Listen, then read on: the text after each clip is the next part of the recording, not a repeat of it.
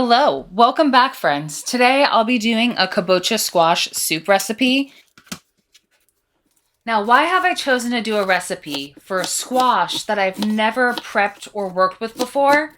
I've seen it in the stores, but I've never thought I should really try this squash out. Also, it isn't particularly common to see in restaurants, on menus, in specials, or in an American commercial kitchen.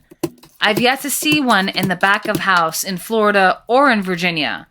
I also haven't noticed any recipes in any cookbooks that I own. Maybe the kabocha squash is being ignored and passed by, especially when the butternut squash is so common. And the honey nut squash, which is a hybrid of butternut and buttercup squash, is climbing in popularity. I have worked with the common winter and summer squash varieties, such as butternut, honey nut, spaghetti, acorn, patty pan, zucchini, and yellow. So why am I trying this elusive squash now? Alec took an interest in kabocha squash. He's been watching some gardeners on YouTube describing the flavor and what it was like to grow the squash, as well as the square footage and the yields. He even bought the seeds for the squash before either of us had a chance to try a true kabocha squash. He said his grandmother used to make meals with squash that looked similar to kabocha, but wasn't sure if it was a kabocha squash.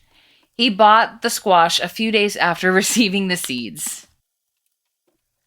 I started off by sautéing some mirepoix, onion, celery, and carrot. I also wanted to give the soup some dimension, so I added a little bit of jalapeno. I would normally keep the seeds in, but our friend doesn't like spice, so I scaled the spicy back to a 0. Although now our jalapeno plants are dead, and we're waiting for the spring to grow our produce again, we have been recently getting jalapenos from the supermarket, and they have not been spicy at all. Next time we get peppers, we may have to get serranos or something a little bit more spicy. Here's where I'd like to say we tried the kabocha squash the same day we got it, but like with other produce we've not tried before or things we get and are not inspired to use immediately, it found a temporary home in our produce drawer for a few weeks. Until the stars aligned one day. We were doing a pantry and a fridge challenge where we were trying to use everything we had in the refrigerator before we purchased new produce. That same week, we had a friend come from Florida and stay with us. It was also a Friday movie night and had our friend that lives in our neighborhood come over. So I thought, why not try a new recipe? A week prior to this, the algorithm fed me a short by Caitlin Schumacher, using a kabocha squash to create a simple curry soup. Then I had a light bulb go off, and I thought, I can make something similar, but without the curry powder. Her recipe didn't call for many ingredients, and I thought I could jazz it up a bit.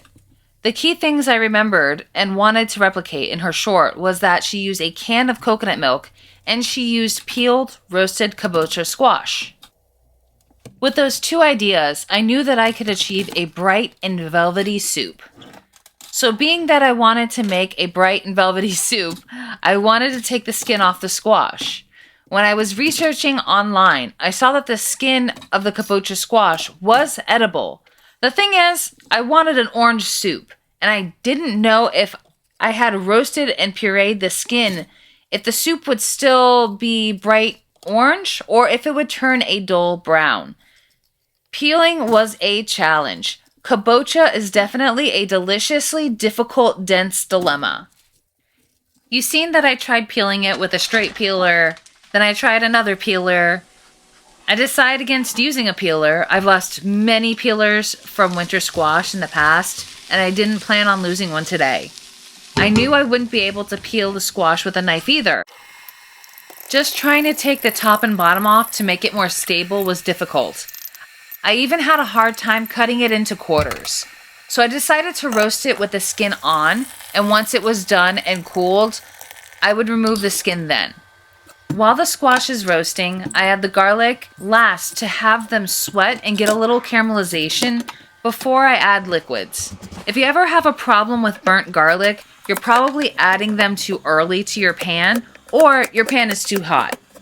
Once the veggies are sweated and caramelized, I add about 2 tablespoons of vegetable bouillon and some boiling water.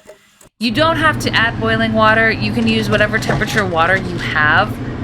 I just wanted to get the soup working as fast as possible, so that way we can eat at an appropriate hour. Another vegetable I haven't had an opportunity to work with is rutabaga. In fact, I don't think I've ever eaten it either, so I looked online on what to do with a rutabaga, and the 2 most common things are mashed and roasted.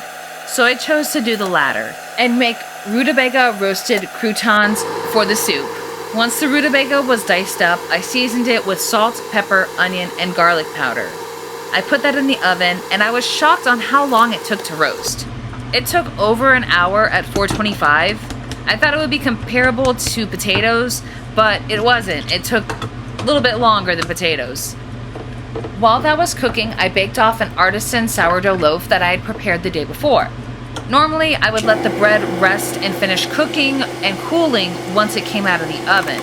But by the time everything came together, dinner was close to being served at around 9 o'clock, and all of us were hungry.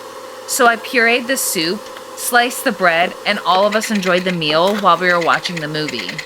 The Kabocha Squash Soup was a 9.5 out of 10. I think the only thing that was missing was a little fresh cilantro for garnish.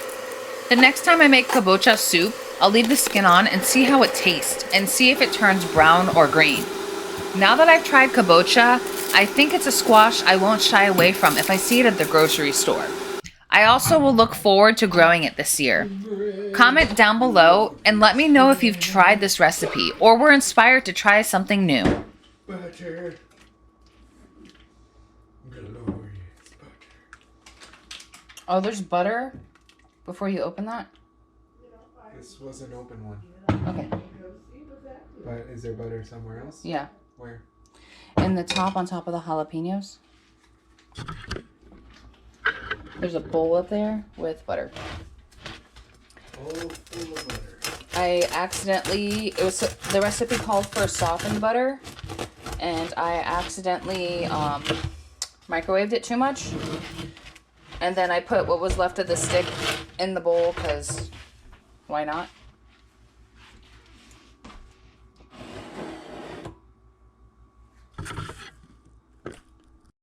Give me a second.